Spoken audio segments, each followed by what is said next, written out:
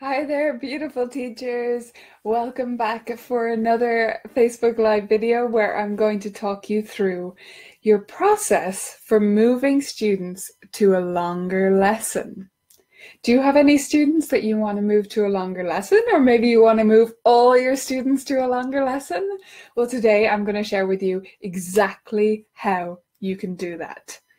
Now, this is following the process which I actually shared in the blog, on the Colourful Keys blog on Sunday. So if you want to check out the full post, take a look at it there. What I'm going to talk you through today is a specific application of this, because on the blog I shared how you can make any change, right? How can you make any change in your teaching business, whether that's moving to buddy lessons, changing to longer lesson times, changing your policies, putting in extra holidays, whatever you want to do.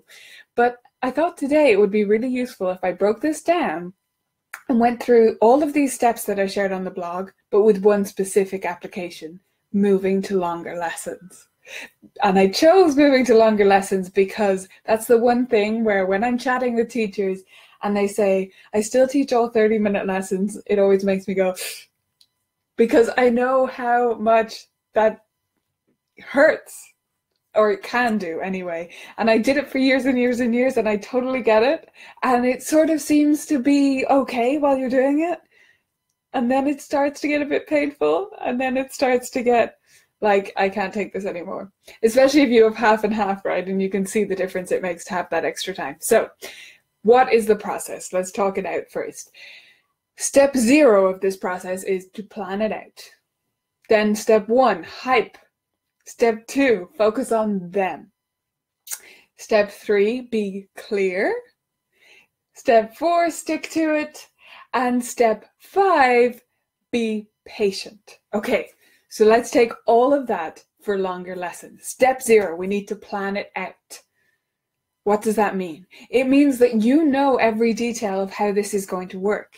You know, in this simple example, how much these longer lessons are going to cost, how long they're going to be, and what you're going to recommend for each student. So if you're moving to all 45-minute lessons, that doesn't take a lot of planning. Figure out what your cost is going to be, and you've got your plan in place, right? As long as you know that the timetabling is going to work, that's going to be fine. But maybe you're going to offer more options, or you already do, but you want lots of your students to move to the longer lesson time.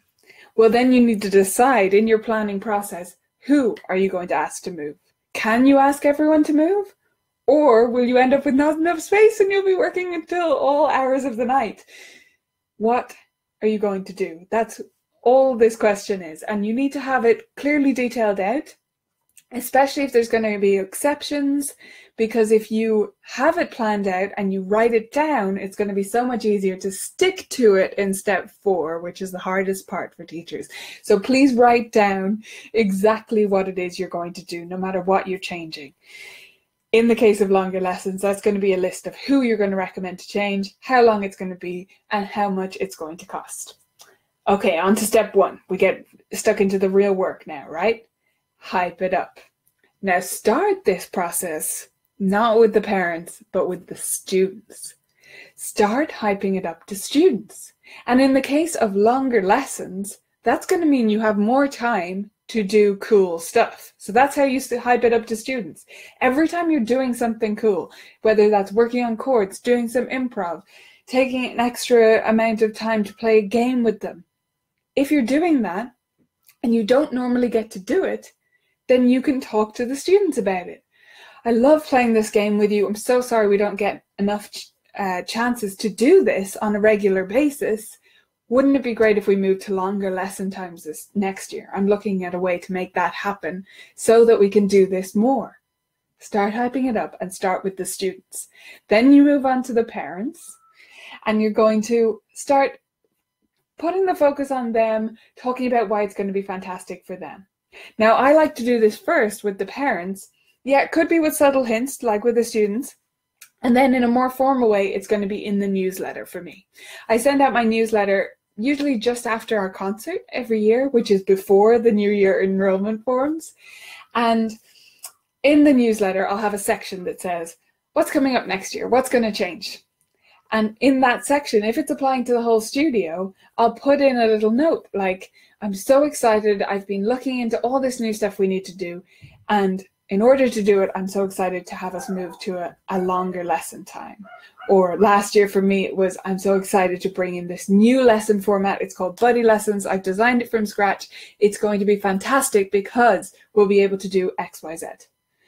So once you've hyped it up enough, you start formally explaining it a little bit, but just with the focus on them. Why is it fantastic for them? This is step 2, by the way. Why is it fantastic for them? Because if you just tweak your writing just a tiny bit, it's going to make it so much more enticing to them. If you write out something and read it back and see something in it that is about you, you've done it wrong. You need to change it. You need to make it about them and why this is great for them at every step. If you've written anything along the lines of, I need extra time to make dinner for my family, or I'm feeling rushed. Well, if you're feeling rushed, then you're rushed with your students. It's the same thing. It's just about reframing it so that the focus is on them. So why is it fantastic for them? Wherever you can integrate that, put it in and make sure it's always framed from their point of view. Now, step 3, down to brass tacks, be clear. This is where you need to explain what's going to happen. If we're moving to longer lesson times and everyone's doing it, or one person is doing it, it doesn't really matter, then you need to explain clearly how this is going to work. This is going to be the lesson time. It's going to cost this much. I'm going to fit in the schedule in this way. How is it going to work? And be clear. Use tiny, short little sentences and bullet points and the most simple language that you can come up with. Because this is where you have to put yourself in their shoes again. Because if you opened up your inbox and there was an email, so let's say your daughter takes dance classes, and there was an email from the dance teacher and it looked like your email, would you go? Because if you would, then don't do that to someone else. You have to make it clear and concise and to the point, and something that's not a wall of text, okay? It shouldn't just be black. There should be lots of white space in there so that they can breeze through it and think, yeah, I get this. I'm on board. Because that's going to be so much easier for them to then jump into what it is you want them to do. Move to a longer lesson time. Okay, step 4. Stick to it. Now, I said this was the hardest step for most teachers, and it really is, right? We're so nice. We just want to make everyone happy and nice and warm and fuzzy. And we can do that, but it's not going to happen by giving in to everything and every objection that they have. If the parent comes back to you saying they don't want to move up to a longer lesson time and you've written down that they have to, then you need to stick to that. If you've written down that you're just going to recommend it, then that's fine. You just keep recommending it, tell them they're going against your advice, but that's fine. You'll go ahead with it. Whatever it is that you wrote down, you have to stick to it. And then number 5, very related to this, is to be patient. Because I think sometimes we don't want to stick to it because we don't want to be confrontational. And sometimes we don't want to stick to it because parents ask again and again, or lots of different parents ask the similar questions. And we just feel like, oh, this is too hard, or it's too much, or clearly this isn't working. No, you just need to explain it and explain it and explain it. It's a change. People don't like changes. They don't like moving from one thing that they know they and their child enjoyed. That's why they're in your studio. They enjoyed that lesson time for the past year.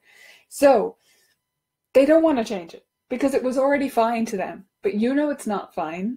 You know it would be better the other way. And it's your job to be patient, to answer those questions, to keep reiterating the same information again and again until they get on board, or you come to a conclusion anyway. So let's run through those steps one more time. We've got step 0, plan it out, plan exactly how you're going to move to the longer lesson time, how it's going to fit in your schedule, and what it's going to cost. Step 1, hype it up. Start with the students, start telling them why this is going to be amazing and giving little hints during your lessons. And if you can, hype it to the parents as well. Then bring the focus onto them. Introduce it in a more formal way, but entirely based on the benefits to them and from their perspective. Then we're going to be really clear, give them all the details in a very clear and concise way that would not make us sigh when we opened up our email. Then we're going to stick to our plan that we already came up with, because it is well thought out, it is valuable, and it is right. So you're going to stick to it, and you're going to, lastly, be patient, answer those questions again and again in the same way. And ta-da! You've moved to a longer lesson time, you have more time to spend with your students, and it's going to be a great next year. I hope this has given you some confidence to move forward with your longer lesson time, move to buddy lessons, or whatever other change you want to make. You can get more details over on the blog if you go to colourfulkeys.ie/change. I'll pop that in here for you. And I hope you've enjoyed this little tutorial today. Do let me know what you thought of it, and if you have any more questions, leave them in the comments.